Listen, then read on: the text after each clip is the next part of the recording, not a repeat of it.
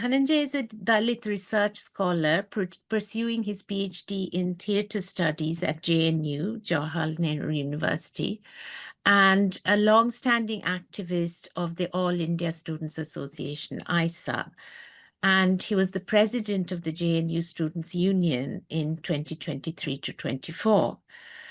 Hailing from Gaya in Bihar, Dhananjay graduated in political science from Delhi University's Aurobindo College and pursued his master's from Ambedkar University, Delhi. In the Bihar Assembly elections of 2025, he stood as the CPI-ML candidate in Bhore constituency. Dhananjay is a writer, poet, and theatre artist. He's associated with the Delhi-based cultural troupe Sangwari, and his plays and songs are regularly performed at left and progressive platforms. So Dhananjay will be speaking in Hindi, and there'll be a translation in between into English. Thanks.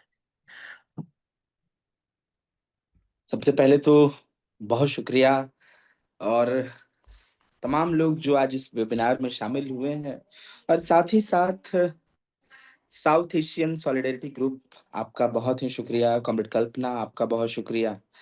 एक बहुत ही ज़रूरी विषय, बहुत ही important मुझे लगता है कि जो सब्जेक्ट है आज का, कि anti cast struggle in the Indian universities, right, repression and resistance. और ये इसलिए ज़रूरी हो जाता है आज के वक्त में। मैं थोड़ा सा हितेश मैं रखूंगा बात, मतलब यूजीसी पे, उसके बाद आप ट्रांसलेट कर दीजिएगा। जी बिल्कुल। तो ब्रीफली मैं यूजीसी जो अभी बिल रेगुलेशन आया है, यूजीसी रेगुलेशन 2026 अभी आया पिछले 13 जनवरी को, और मुझे लगता है कि ये इसीलिए शायद ये बहुत ज़रूरी मौका बन जाता है इस पे बात करने के लिए, क्योंकि जिस तरह से कैंपसेस के अंदर, यूनिवर्सिटीज के अंदर जाति के नाम पर भेदभाव, जाति के नाम पर हिंसा हो रहा है, और उस वक्त में एक रेगुलेशन आता है और उस पे एक कह लीजिए कि बहुत भारतीय भाषा में बोले तो बवाल मचना या जंग छिड़ना ये हो रहा है कि 13 जनवरी 2026 को ये रेगुलेशन यूजीसी लेकर आती है।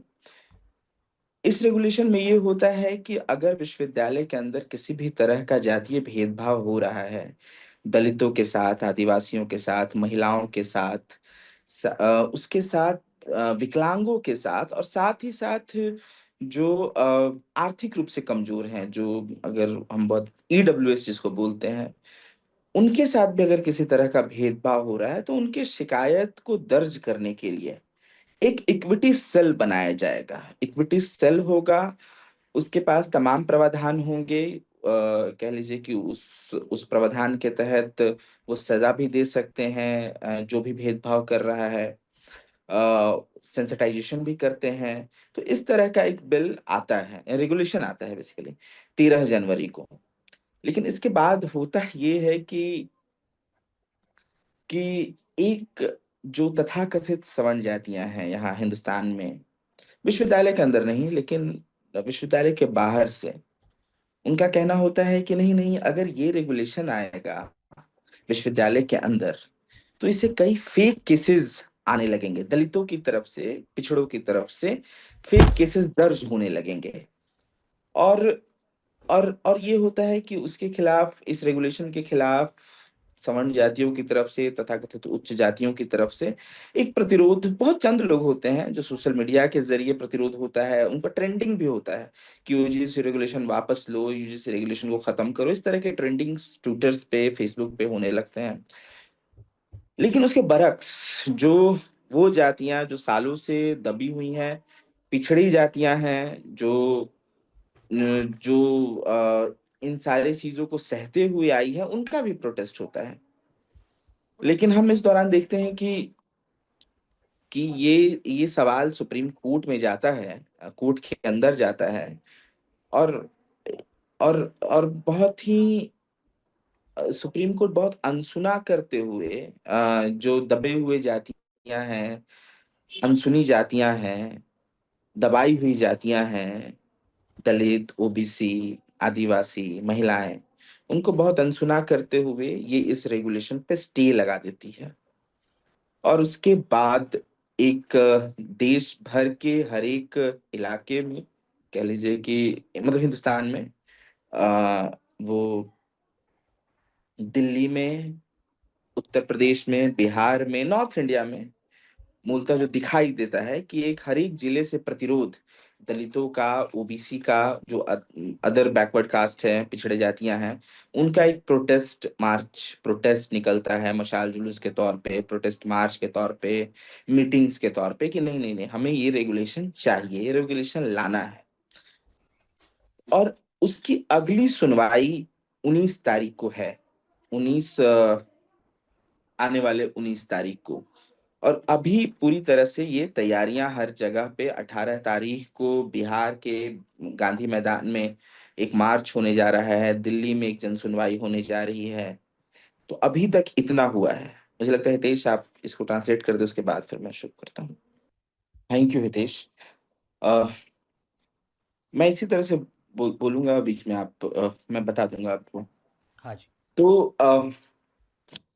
तो अभी तक ये हो रहा है। और यहाँ पर तो सबसे जरूरी बात है कि यूजीसी जो यूनिवर्सिटी ग्रांट कमीशन है, जो यूनिवर्सिटी रन करती है, यूनिवर्सिटी चलाती है, उसने रेगुलेशन लाया जो पूरी तरह से इंडियन गवर्नमेंट के मातहत काम करती है, अंडर काम करती है।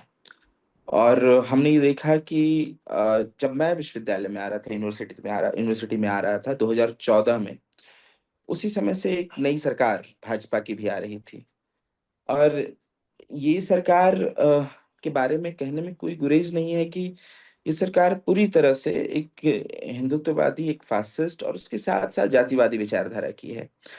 हमारे घर में, हमारे आसपास लोग कहते हैं कि ये बाभन बनिया की पार्टी है भाजपा, मतलब अपर कास्ट की पार्टी है भाजपा। तो इसमें इसको कोई दिक्कत नहीं था कि इस तरह के बिल को मतलब क्यों ही लाएगी ये, लेकिन वो लाती है और लाकर इसमें ओबीसी को इंक्लूड करती है। और उसके बाद सुप्रीम कोर्ट में इस पे स्टे भी लगता है। पब्लिक प्रोसिक्यूटर की तरफ से, सरकार की तरफ से इसका कोई बचाव भी नहीं किया जाता है, जो कोर्ट की हियरिंग में होता है। तो ये बहुत साफ है कि ये हर चीज को साधना चाहती थी कि चित्त भी मेरा, पट पट भी मेरा, मतलब कि ओबीसी एससी की भी बात मैं कर लूं और सवर्णों की भी बात कर लूं। एक हम लोग शेर है कि इस दौर सियासत का इतना सा फसाना है, बस्ती भी जलानी है, मातम भी मनाना है। तो मतलब वो दोनों तरफ से इसको साधने की कोशिश कर रहे हैं कि दलितों को भी हम दिखा दें कि भाई देखो तुम्हारे लिए एक हम रेगुलेशन लाए, और फिर सवर्णों को भी बताएं, जो उच्च जातियां हैं, तथाकथित उच्च जातियां हैं, कि देखो हमने स्टे भी लगवा दिया।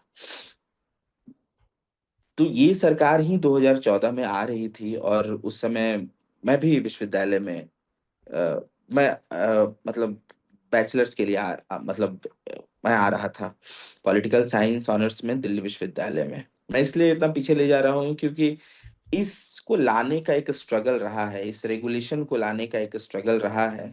और मुझे लगता है कि वो ऐसा नहीं है कि मैं जब विश्वविद्यालय में था, मतलब विश्वविद्यालय में नहीं था तब आया है, मैं विश्वविद्यालय में था उसके बाद का स्ट्रगल मैंने देखा है सोशल मीडिया के जरिए, अपने आसपास अपने लोगों के बीच से इसके खिलाफ प्रोटेस्ट करते हुए, खुद भी इस प्रोटेस्ट में शामिल होते हुए। तो इसीलिए मैं वहां पे जा रहा हूँ कि 2014 में आता हूँ और उसी समय 2015 के आसपास स्मृति ईरानी शिक्षा मंत्री होती हैं।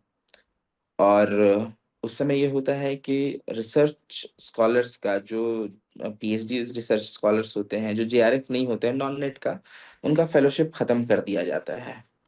तो उसके खिलाफ एक बड़ा प्रोटेस्ट जेएनयू की तरफ से निकलता है। वो यूजीसी को घेरता है, यूजीसी ऑक्युपाई यूजीसी होता है।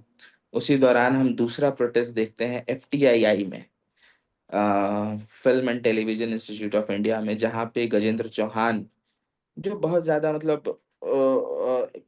गजेंद्र चौहान को उनको चेयरपर्सन बनाया जाता है, डायरेक्टर शायद बनाया जाता है। और वहाँ के छात्रों का कहना होता है कि बहुत अयोग्य हैं इस पद के लिए। तो वहाँ के छात्रों का भी एक प्रोटेस्ट हो रहा होता है, तो छात्रों का 2 जगह प्रोटेस्ट हो रहा होता है। उसी के साथ-साथ एक और प्रोटेस्ट शुरू हो जाता है जेएनयू में फिर से, जब जेएनयू को बदनाम करने की कोशिश की जाती है 9 फरवरी के बाद से, कि जेएनयू में देश विरोधी नारे सरकार का कहना रहता है कि जेएनयू में और मीडिया का और तमाम इस तरीके के प्रोपेगेंडा टीम फैलती है और कहती है कि जेएनयू में देश विरोधी नारे लगाए जाते हैं, जेएनयू को बंद कर दिया जाना चाहिए, शट डाउन जेएनयू के नारे चलते रहते हैं, जेएनयू को पूरी तरह से बदनाम किया जाता है। ये सब 2015 के दौरान हो रहा होता है। उसी समय 2016 में अ एक घटना आती है, रोहित वेमुला, जिसका ज़िक्र आपने किया, कॉमरेड कल्पना ने, कि और सबसे क्रूर घटना वो होती है, मुझे लगता है कि एक छात्र को, एक विज्ञान के छात्र को बॉयकॉट किया जाता है, एक विज्ञान के छात्र को रस्टिकेट किया जाता है, और ऐसे छात्र को जो अम्बेडकर के आइडिया को लेकर अपनी राजनीति कर रहे होते हैं, अम्बेडकर की आइडियोलॉजी को फ़ॉलो कर रहे होते हैं, उनका संगठन होता है, अम्बेडकर स्टूडेंट एसोसिएशन। उसके मातहत वो अपनी बात कह रहे होते हैं, उनको रस्टिकेट कर दिया जाता है और अंततः उनकी सांस्थानिक हत्या कर दी जाती है। तो मुझे लगता है कि ये हत्या, ये इंस्टीट्यूशनल मर्डर एक सबसे, इसके पहले भी कई इंस्टीट्यूशनल मर्डर हुए हैं, इसके बाद भी कई इंस्टीट्यूशनल मर्डर हुए हैं, लेकिन एक एक मील का पत्थर जैसा हो जाता है कि ये सबसे क्रूरतम दिखाई देने लगता है, और होता भी है कि सबसे क्रूरतम कि एक सेंट्रल यूनिवर्सिटी में किसी छात्र को मार दिया जाता है। और उसके बाद पूरे देश में जय भीम के नारों के साथ छात्र अलग-अलग कैंपसेस में निकलते हैं कि रोहित एक्ट की मांग करते हैं, जिसका ज़िक्र भी किया गया है कि रोहित एक्ट क्या होगा? विश्वविद्यालय के अंदर जिन छात्रों को जातीय भेदभाव की वजह से मार दिया जा रहा है, उनकी हिंसा हो जा रही है, उनके नंबर कम दिए जा रहे हैं, उनको अलग-अलग तरह से प्रताड़ित किया जा रहा है, तो रोहित एक्ट आना चाहिए। और रोहित एक्ट जो देश के दलित छात्र हैं, पिछड़े छात्र हैं, उनको इस भेदभाव से बचाएगा या फिर उनको शिकायत की एक जगह बनेगी। और और इसी के साथ, हालाँकि मैं विश्वविद्यालय की इसलिए बात कर रहा हूँ क्योंकि विश्वविद्यालय के बाहर तो इस मतलब क्रूरतम दृश्य मुझे हम लोग को हिंदुस्तान में दिखाई दे रहा है। छत्तीसगढ़ में किसी महिला का बलात्कार करके उसको, हाँ, मैं इसको कर दे रहा हूँ। छत्तीसगढ़ में किसी महिला का बलात्कार करके उसके उस उसको टट्टी खिलाया जा रहा है। किसी मध्य प्रदेश में किसी आदिवासी पुरुष के मुँह पर पेशाब कर दिया जा रहा है। तो ये तो क्रूरतम है ही, लेकिन विश्वविद्यालय के अंदर जिसको हम सबसे तार्किक जगह मानते हैं, तो मुझे लगता है कि ये एक जगह थी कि जहाँ पे रोहित की हत्या होती है और वो क्रूरतम दृश्य बनता है, और उसके बाद से रोहित एक्ट की मांग विश्वविद्यालय के अंदर से और देश भर के विश्वविद्यालय के अंदर से उठती है। Hitesh, to you. Thank you. Comrade Kalpana मुझे बताइएगा जब मुझे भी कंक्लूड करना होगा तब मैं कर दूं। लेकिन और उसके साथ जहाँ तक रोहित की सांसानिक हत्या हुई, उसके बाद हम कई नाम जाने कि पायल तड़वी, दर्शन सोलंकी और ऐसे कई नाम कि जो ऐसे प्रोफेशनल इंस्टीट्यूट में पढ़ रहे थे, मेडिकल में, आईआईटी में, इस तरह के नाम। ये इस समय की घटना है कि जब मैं विश्वविद्यालय में हूँ, उस समय की घटना ये सारी हो रही हैं कि उसी समय इंदर मेघवाल, एक बहुत छोटे छात्र, मतलब स्कूल में पढ़ने वाले राजस्थान में छात्र, जो एक घड़े में पानी पीने की वजह से मार दिया जाता है उनको, और इसका खबर बनती है। सोशल मीडिया एक बड़ा माध्यम बनता है इन सब खबरों को हम तक लाने के लिए, और इस तरह के स्कूलों में, विश्वविद्यालयों में जो भी घटना आती है, वो बहुत साफ-साफ हम तक पहुँच पहुँच जा रही है। इसमें एक चीज़ बस मुझे जोड़ना है कि विश्वविद्यालय के अंदर जो जातीय भेदभाव हो रही हैं, हम उसकी बात कर रहे हैं। लेकिन इसके साथ ये भी है कि विश्वविद्यालय तक पहुँच जो है, कि विश्वविद्यालय तक पहुँच कौन पा रहा है, विश्वविद्यालय तक कैसे ये कौन लोग पहुँच रहे हैं, ये भी हम लोग देख रहे थे। हम लोग मतलब जानने की कोशिश करते हैं कि क्योंकि मैं अभी जहाँ हूँ, मैं गाँव में हूँ अभी। गाँव के अपने घर में हूँ, और यहाँ के तकरीबन 8 किलोमीटर के इलाके में कह लीजिए, या 5 किलोमीटर के इलाके में कह लीजिए, कोई इस तरह का है नहीं कि जो दिल्ली जाके पीएचडी कर रहा है, एक बेहतर यूनिवर्सिटी में पीएचडी कर रहा है, और उसमें एक मैं हूँ, कि संख्या बहुत कम है कि जो बाहर जाके पढ़ पा रहे हैं, बाहर जाके भी नहीं, पढ़ ही पा रहे हैं, एक बहुत बड़ी बात है। कल मैं ढूंढ रहा था कि 12वीं के बाद कितने लोग यूनिवर्सिटी में जा पाते हैं, तो बहुत पता चलता है कि दलित, खासकर दलित छात्र कितने जा पाते हैं, तो बहुत कम संख्या उसमें। 4.5 करोड़ एक संख्या दिखा रहा था, ये मतलब मैं ऐसे गूगल पे ही देख रहा था, तो उसमें 60 लाख के आसपास AISHE का डेटा वो बता रहा था 2023 का, कि इतने लोग विश्वविद्यालय के अंदर जा पा रहे हैं। हालांकि वो भी डेटा किस तरह से बना होगा मुझे मालूम नहीं, लेकिन ये बहुत कम संख्या है कि लोग, दलित छात्र 12वीं के बाद, 12वीं तक ही कम लोग आ रहे हैं, तो 12वीं के बाद जितने जा रहे हैं और कम हो जा रहे हैं विश्वविद्यालय के अंदर। क्योंकि मैं खुद जीता जाता देखता हूँ कि आसपास कितने लोग विश्वविद्यालय में जा रहे हैं, तो बहुत कम संख्या है। हालांकि जो पहुंच जा रहे हैं तो उनके साथ इन घटनाओं का, इन इन चीजों का सामना करना पड़ रहा है। दूसरी चीज ये है कि ये तो मैं सबसे क्रूरतम इसलिए बताया कि इसके बाद जो भी होगा सब कम होगा। क्योंकि कम इसलिए होगा, आप दिमागी तौर पे उसको उसको उसको कह लीजिए कि वो दिमागी हिंसा हो जाती है, कि बहुत सारे आपको कोटेशन या कोट या बहुत सारे शब्द सुनाई देंगे, कि एक तो सबसे कॉमन है कि रिजर्वेशन से आए हो क्या। ये सबसे कॉमन यहाँ चलता है विश्वविद्यालय के अंदर, कि या फिर सबसे एक मुझे इवेंट सबसे जरूरी लगता है बताना, ये 2006-7 की घटना है। उस समय ओबीसी के लिए रिजर्वेशन विश्वविद्यालय के अंदर आ रहे थे।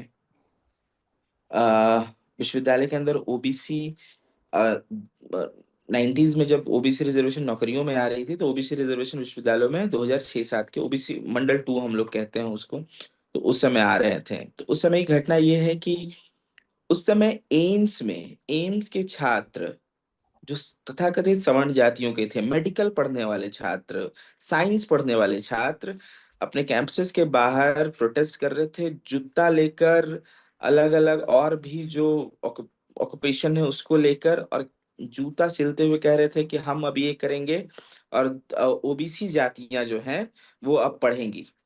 मतलब एक तरह से मजाक बनाया जा रहा था। उसके साथ ओबीसी छात्रों के कमरों, हॉस्टल के कमरों पर मार्क किए जा रहे थे कि इसके अंदर ओबीसी छात्र रहते हैं, ये इस तरीके से आए हैं या इस तरीके से आना चाहते हैं, अब ये करेंगे, ये पढ़ने लगेंगे तो हम क्या करेंगे, हम क्या जूता सिलेंगे।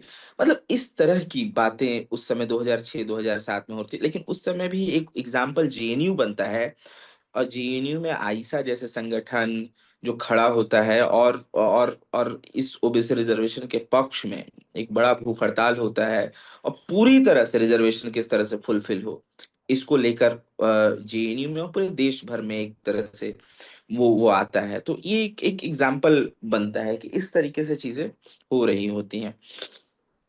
अब दूसरा चीज इसमें ये है कि अब हम आते हैं कि यूजीसी रेगुलेशन पे, क्योंकि ये तो एक, कई सारे ऐसे इवेंट है कि जहाँ पे दलितों को, पिछड़ों को, ये जो हम रिप्रेशन की बात है जहाँ पे, कि कई सारे इवेंट ऐसे भी आपको पता चल जाएंगे, अखबार डेली खोल लीजिएगा तो आपको पता चल जाएंगे कि क्या चल रहा है।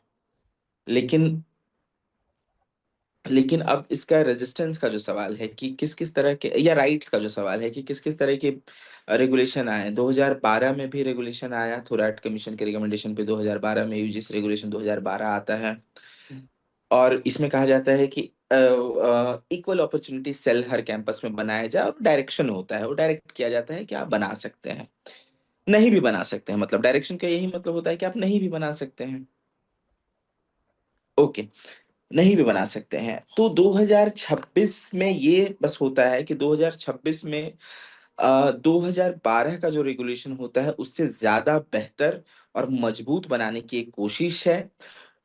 इसमें भी कई त्रुटियां हैं। त्रुटियां ये हैं 2026 में, क्योंकि इसमें इंस्टीट्यूशन के हेड को उस इक्विटी सेल का हेड बना दिया गया है, और इसलिए हम इसका विरोध कर रहे हैं कि सबसे मौजूदा मौजूदा एग्जाम्पल है जेएनयू का, कि जहां जेएनयू की वाइस चांसलर कह रही हैं कि जो दलित हैं वो वो पीड़ित होने का नाटक कर रहे हैं, वो किसी को डेमन बताना चाह रहे हैं, अपने पीड़ित पीड़ित अपने खुद को दिखाकर।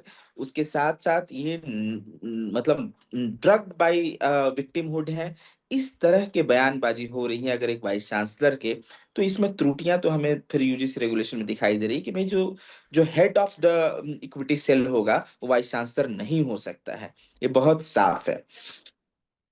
और इसी के साथ ये भी हो रहा है कि इसमें इसमें हम और रोहित एक्ट के तर्ज पे, रोहित एक्ट में ये है कि जो इक्विटी सेल हो, एक मजबूत इक्विटी सेल हो जिसको सजा का भी प्रावधान हो, सरकार की तरफ से उसको सजा का भी प्रावधान हो।